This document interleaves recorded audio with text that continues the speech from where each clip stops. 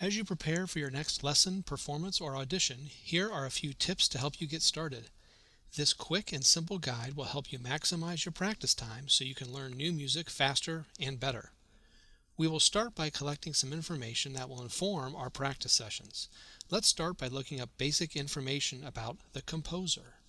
A quick Google search can tell you when they were born, their nationality, their notable compositions, and so on. Also be sure to look at the title of the piece. Sometimes this can give us insight into what the piece is about.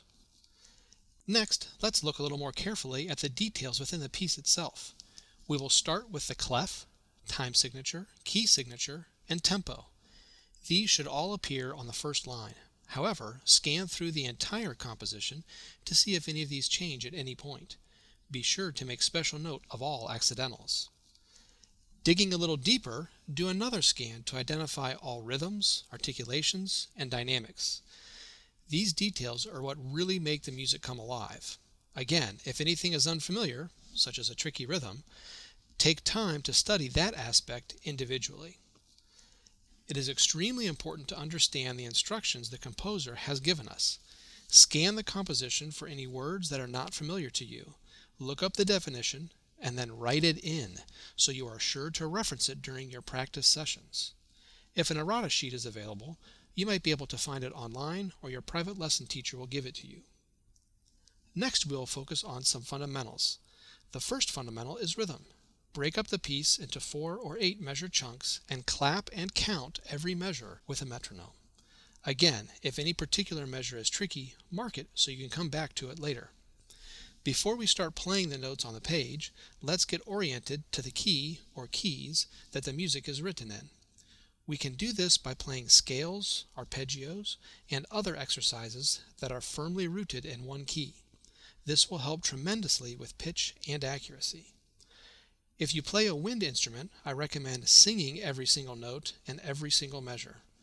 All you have to do is make every note a half note and sing it slowly while also playing it on the piano to ensure pitch accuracy. Singing 1 or 2 measures at a time in this manner will help reinforce the pitches in your ear. If you play a wind instrument, I also suggest doing wind patterns where you finger through the music while blowing air. This will help improve airflow as well as finger coordination and dexterity.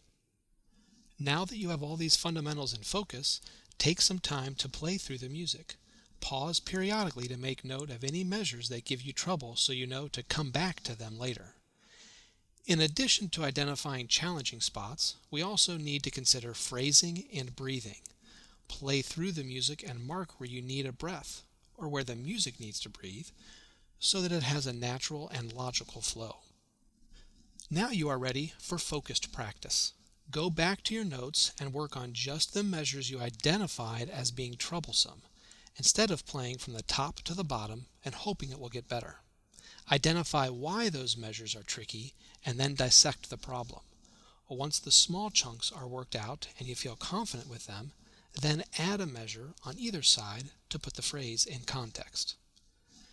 If you are practicing a piece that you will perform with others, such as with a piano or orchestra, find a copy of the score and study the other parts so that you know how everything fits together.